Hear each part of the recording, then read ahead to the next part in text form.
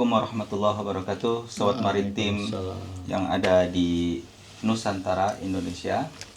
Hari ini kita kedatangan tokoh maritim Indonesia, Kapten Diono Siono sebagai Ketua IKPPNI. Ketua Umum ya Pak? Saya Ketua Umum. Alhamdulillah.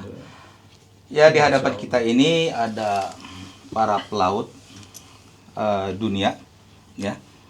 Saudara Kapten Diono datang di pertemuan Jenewa, Swiss ini dalam rangka menghadiri konvensi International Labour Organization. Yang saya pahami bahwa kedatangan Kapten Diono sebagai tokoh maritim Indonesia adalah bersama tim, ya, atas NGO International World Federation Trade Union. Betul ya? Oke. Mungkin saya akan perkenalkan diri saya. Saya adalah Dr. Muksin Mansur. Saya berlatar belakang juga maritim, namun saya konsentrasi kepada bidang hukum, sehingga mungkin ada korelasinya kita discuss sore ini. Sangat. Oke, kita mulai, sahabat maritim semuanya.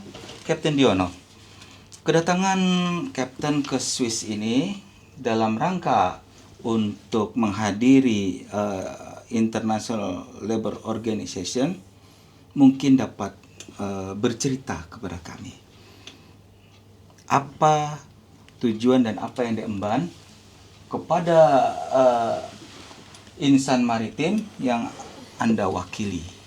Terima kasih, silakan. Baik, terima kasih Pak Dr. Musin. Baik, sebenarnya kami dari pengurus Ikatan Korps Studia Pelayaran Niaga sebagai organisasi profesi di Indonesia, yang menggagas juga Serikat Pekerja Pelaut Indonesia, berdiri tahun 2017, Ya. Serikat Pekerjanya, itu terinspirasi dengan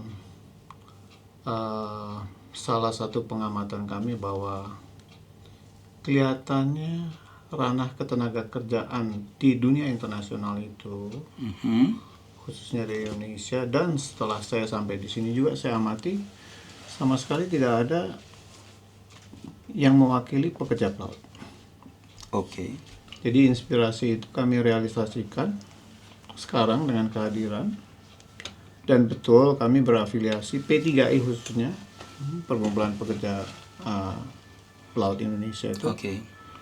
Berafiliasi dengan Serikat Pekerja Internasional, yaitu World Federation Trade Union. Oke. Di mana orientasi mereka itu setelah kami saring sangat-sangat memang non-profit. Oke. Berbeda dengan serikat-serikat pekerja yang lain. Setelah kami saring itu rata-rata mereka sangat orientasinya itu sangat mementingkan aspek finansial. Tapi WFTU pada saat mereka mengatakan fight for a workers' right, hak pekerja, mereka menyatakan itu tanpa orientasi selalu harus ada biaya di situ. Nah, kami di sini itu diundang atas nama WFTU ke pertemuan ILO yang ke-112 ini, sebagai konferensi membicarakan hak-hak pekerja. Kemudian kami merencanakan sekitar 1 bulan sebelum berangkat ke sini itu, akhirnya kami menggagas dan memberikan konsep tertulis mengenai aspirasi-aspirasi apa saja yang akan kami bawakan ke sini. Ada 3 aspirasi. 3 aspirasi yang dibawa ya. Yang kami. Dan itu semua kepentingan untuk saya katakan kedaulatan dan kedaulatan pelaut secara umum lah ya. Walaupun kita mulai dari pelaut Indonesia. Bisa sebutkan ketiga poin tersebut. Ketiga poin itu kita menginginkan bahwa ILO itu bersuara dan menegaskan, menyatakan bahwa memang yang pelaut dianulir pemberlakuannya dari konvensi C97 C91 Ya, itu karena ILO, itu konvensi ILO yang berlaku secara umum untuk pekerja-pekerja umum oleh yang pekerja. rata-rata land based lah saya katakan. Oke, land base. Dan ILO menyadari pada saat mereka mengeluarkan C97 menerbitkan, mereka menyadari bahwa pelaut itu harus ditangani berbeda. Makanya dikatakan Itu statement sekjen. bukan statement sekjen, itu statement dari itu isi dari C97. Oke. Konvensi. Oke. Bahwa konvensi itu berlaku secara umum untuk semua pekerja kecuali ada tiga kategori pekerja, salah satunya itu pelaut. Oke. Tidak bisa dikenakan dengan peraturan yang berlaku umum. Oke. Nah, itu lex spesialis dalam hal ini. ya bisa dikatakan lex spesialis lah. Oke.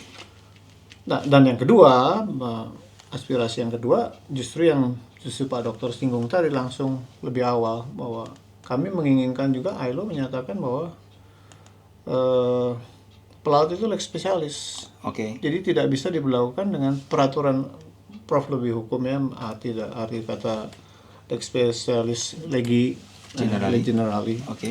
Peraturan-peraturan umum itu tidak bisa diberlakukan kepada sesuatu yang sifatnya khusus. Bukan berarti mengabaikan peraturan umum itu, tapi memang sudah diaturkan secara umum. Nah, yang ketiga, aspirasi yang kami sampaikan itu adalah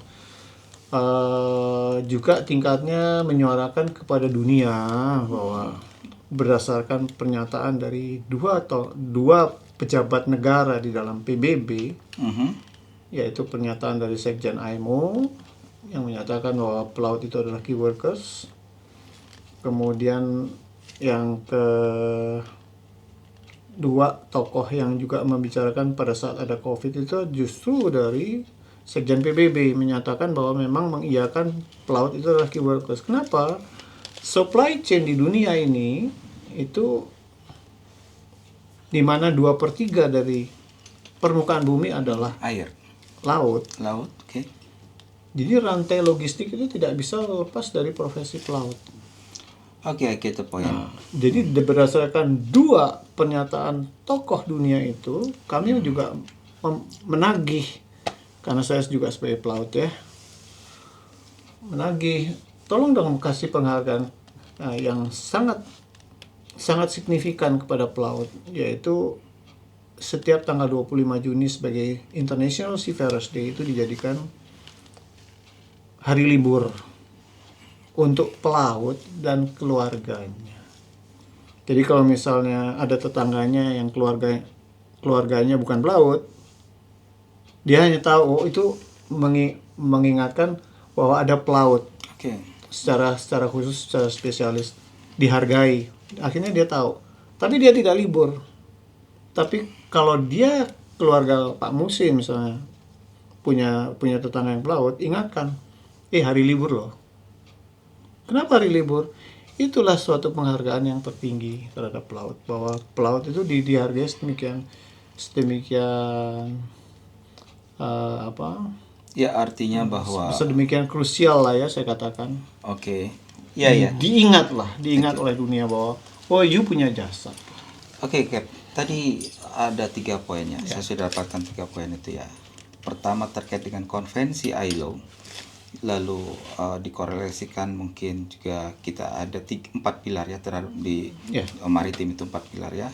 STCW, SOLAS, MARPOL, dan Maritime Labour Convention. Iya, Maritime Labour Convention ya.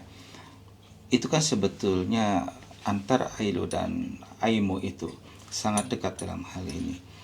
Saya tangkap ada kegelisahan ya ketika turun dalam undang-undang yang terkait dengan pelaut yang ada di Indonesia. Mungkin PPMI.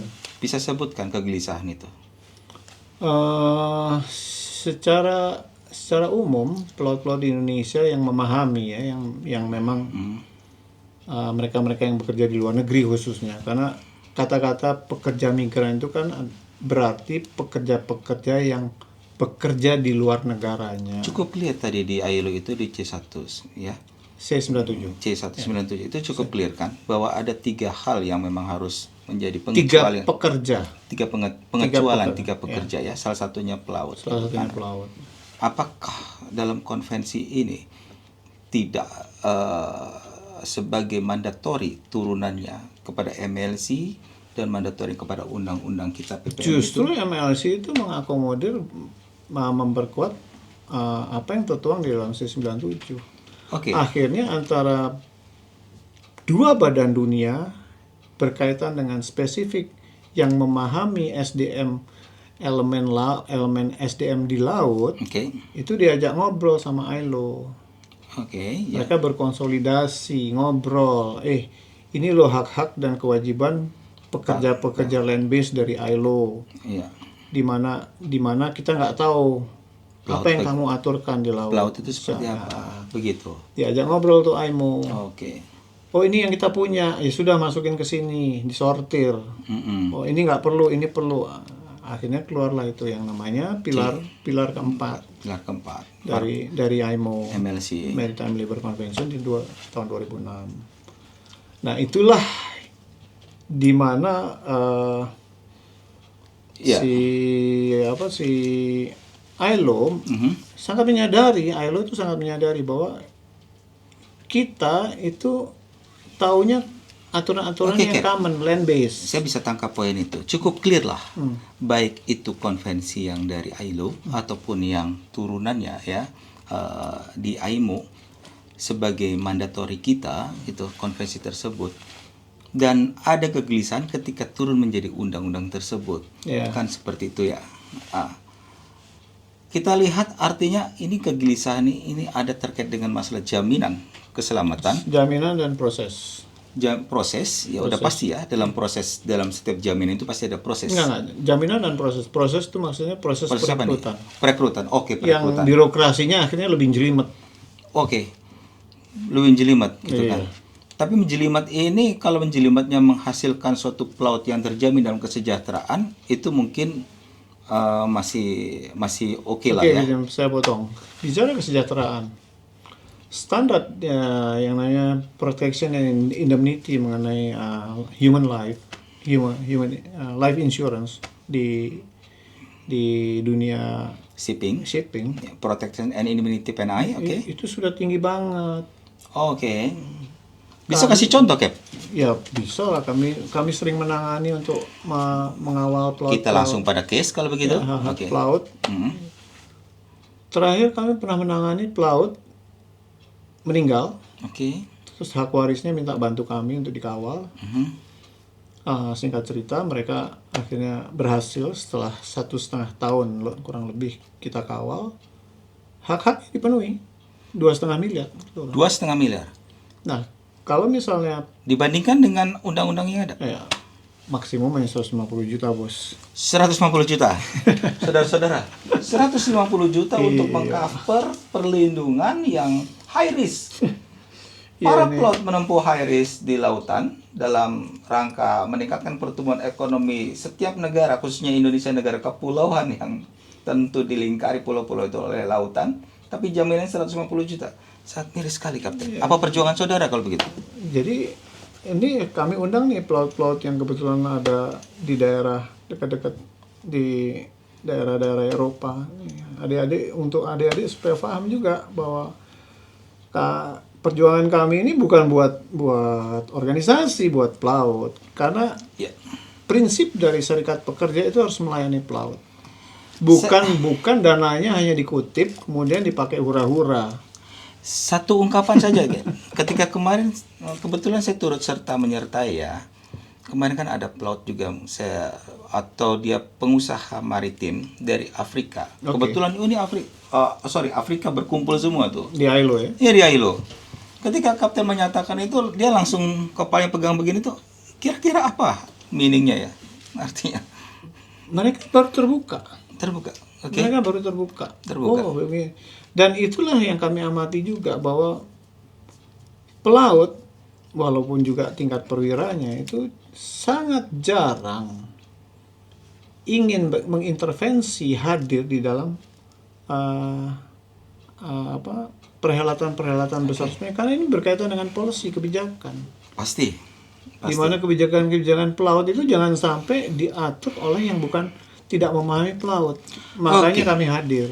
Kembali lagi, konvensi jelas Ya. MLC jelas sebagai mandatori kepada pemerintahan CQ dalam hal ini adalah Kementerian Perhubungan ya. Di Indonesia ya? Di Indonesia. Kita berbicara di Indonesia, Ya. Cap. Kita kebetulan sama-sama paspor hijau ini. Oh, oke. Ya.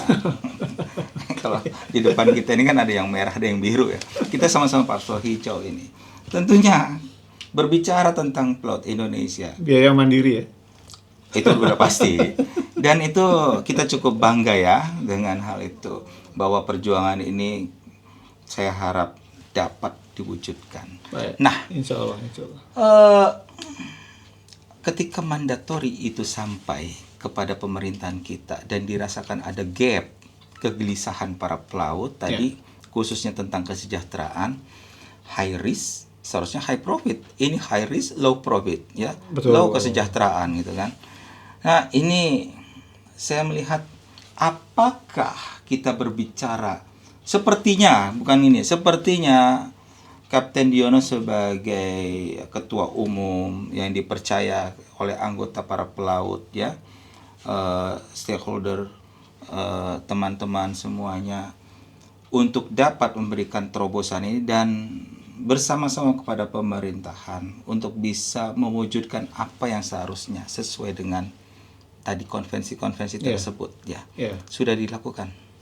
Ya, kami akan terus melakukan dan menyuarakan, dan itu harus dilakukan untuk pelaut karena dunia internasional pun sekarang ini dari elemen pelaut itu nggak ada yang hadir, jadi ya tidak ada kata langkah mungkin mundur. Laut ini jauh dari darat kali ya, sehingga ketika di darat jauh dari darat, tapi sudah banyak yang di darat, ayolah. Mereka sudah tidak menghiraukan lagi untuk bagaimana kepentingan selanjutnya. Ya jangan begitulah, jangan. Enggak, kita berbicara ini kemungkinan hal itu ada kan. Ya pastinya kita juga menghimbau sama kawan-kawan pelaut yang sudah settle itu ya lebih pedulilah dengan bagaimana mendrive dan intervensi peraturan-peraturan yang tentunya harus menguntungkan ya. Menguntungkan dalam arti kata positif lah, menguntungkan profesi pelaut. Saya percaya dengan hal itu ya. Itulah yang kami ajak, kami himbau kawan-kawan yang sudah settle sebagai pelaut, sudah pengusaha, luangkanlah waktu, luangkanlah rezekinya sedikit. Ya mungkin dengan cara podcast seperti ini kan, Betul. kita juga bisa berbagi tentang kegelisahan tersebut dan mungkin juga ada ide-ide besar dari saudara-saudara maritim semuanya terkait 3 poin tadi yang sudah disampaikan oleh Kapten Diono. Saudara-saudara, dapat kita tangkap 3 poin. Yang pertama tadi tentang kegelisahan para pelaut khususnya di Indonesia terkait dengan pelaut ditempatkan sebagai tenaga migran yang secara khusus atau lex spesialis dalam aturan konvensi sudah sangat jelas sekali, baik itu konvensi dari ILO sebagai yang membawahi tentang ketenaga kerjaan dan di dalamnya juga ada sektor tenaga maritim yang tentunya melakukan hubungan juga dengan International Maritime Organization dan mengeluarkan satu konvensi juga yaitu Labor Convention ya. Dan Indonesia sudah meratifikasi dalam hal ini. Tetapi dalam kenyataannya linearisasi dari kedua konvensi tersebut secara atributif tidak di-cover dalam undang-undang tentang tenaga kerjaan migran. Oke, saudara-saudara, yang keduanya itu tadi berkaitan dengan hendaknya pelaut itu karena merupakan tokoh sentral dalam pergerakan pertumbuhan ekonomi dan pertumbuhan tentang peradaban dunia, oke? Apalagi Indonesia ini merupakan negara kepulauan yang airnya, yang pulau-pulaunya dilingkupi oleh lautan, tentu peran sentral para pelaut sangat menjadi tokoh utama dalam hal ini. Yang ketiga, jika hal itu dapat dilakukan, tentu itu merupakan suatu kemandirian yang dapat kita dukung untuk para pelaut. Ada Mother's Day, ada Hari Anak, ya. Tadi ada Hari Ibu. Kalau misalkan dengan demikian, Hari Buruh ada juga. Hari Buruh juga ada. secara leg spesialis yang menjadi sentral tentang pertumbuhan ekonomi, kenapa tidak ada Hari Pelaut Dunia. Hari Pelaut Dunia ada. Hari Cuma Pelaut. tanggal 25 Juni bulan ini. Iya. Cuma yang kami minta itu ditindaklanjuti bahwa setiap perayaan 25 Juni setiap tahun itu pelaut statusnya dan keluarganya dinyatakan libur. Sebetulnya saya akan ke situ, Cap. Oke. Tapi sudah Kapten jelaskan. Saya nggak sabaran soalnya. Ya, itu dapat saya lihat Anda sangat ini sekali untuk bagaimana memajukan tentang konsep pertumbuhan pelaut Indonesia menjadi pelaut yang berdaulat dan sejahtera. Khususnya pelaut niaga ya. Pelaut niaga. Oh ya, dalam hal tentu merchant fleet ya. Demikian saudara-saudara maritim Indonesia, terima kasih. Sore ini kita dapat menyampaikan beberapa poin tentang kedatangan beliau Kapten Diono di ILO, Terima kasih. Switzerland, Jenewa. Atas wawancara Yang ini. hari ini kita dalam podcast ini hujan cukup deras di sini.